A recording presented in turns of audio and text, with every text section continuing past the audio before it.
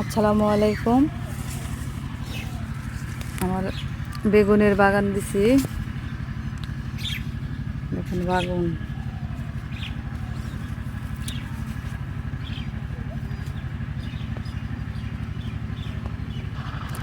দর্শক, আমি গতবার আপনাদেরকে যে বাগান দেখাইছিলাম ওই মিষ্টি কুমড় গাছ, দেখেন আমার সেই মিষ্টি কুমড় গাছে কত বড় একটা মিষ্টি কুমড় আসছে। মাত্র অল্প দিন ধরে আমি এই মিষ্টি কুমড় গাছ রোপণ করছি। আমার মিষ্টি কুমড়া, দুইটি মিষ্টি কুমড়া ধরছে আমার মিষ্টি কুমড়া গাছে। এই দেখেন,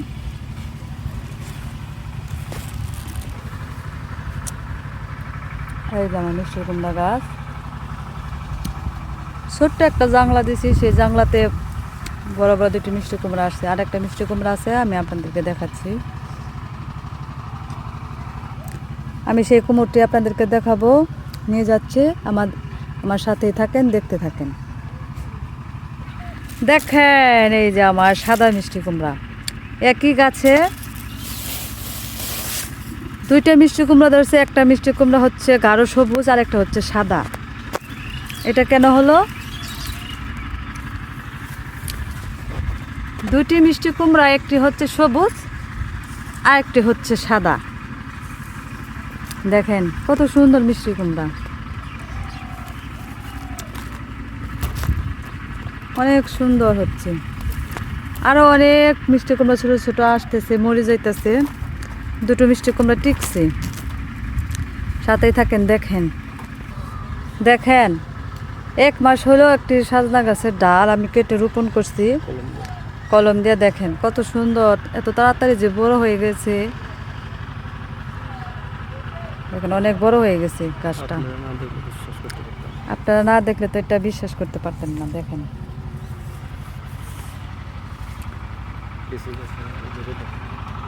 দেখেন আমার বড় মেয়ে একটি মুরগ ফুল গাছ রোপণ করছে।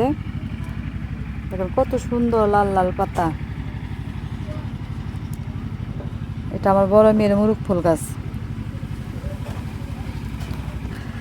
দেখেন আমি সব কিছু রোপণ করছি। দেখেন বেগুন গাছ রোপণ করছি, বেগুন গাছে কত সুন্দর বেগুন ধরছে। যে দেখেন, এগুলো আজকে তুলে রান্না করব।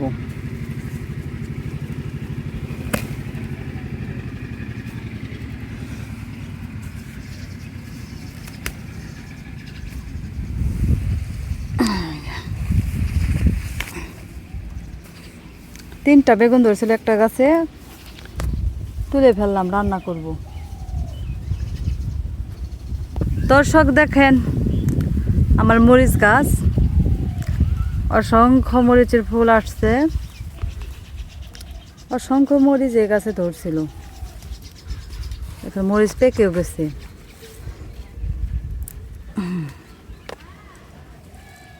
বাড়তি হয়ে গেছে, তাই তুলে রাখতেছি।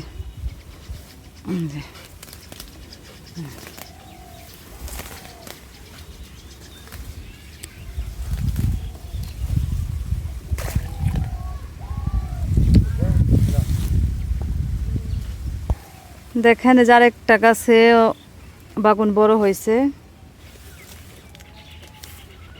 এই যে দেখেন বাগুন, এই যে কত বড় হয়েছে বাগুন। মরিচটি হাতে নেওয়া হবে।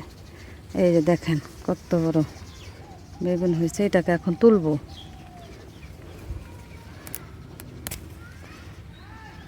এই যে তার সাথে দেখেন আমি একটি ওষুধি গাছ রোপণ করছি আমার বাগানেতে। এটা হলো বাওয়াদা গাছ। এই আদাটা মানুষ তরকারি খায় না। এই আদা গাছ, আদা দিয়ে মানুষের যখন এই যে আলসার ধরা পড়ে, আলসার হয়, তখন এটা খালি পেটে খাইলে আলসার আর কি ঘাওটা শুকিয়ে যায় তাড়াতাড়ি। এই ওষুধের অনেক গুণ, ঠিক আছে। বাওয়াদা খাইলে গ্যাস কমে যায়। যাদের পুরনো গ্যাস আছে পেটের ভেতরে, তাদের এই গ্যাস ভালো হয়ে যাবে। এই বাওয়াদা যদি নিয়মিত 1 সপ্তাহ কেউ খেতে পারে। তার সাথে দেখেন একটা বাগুন মাটিতে পড়ে আছে। দেখেন যে বাগুন, এটাকে তুললাম। এই যে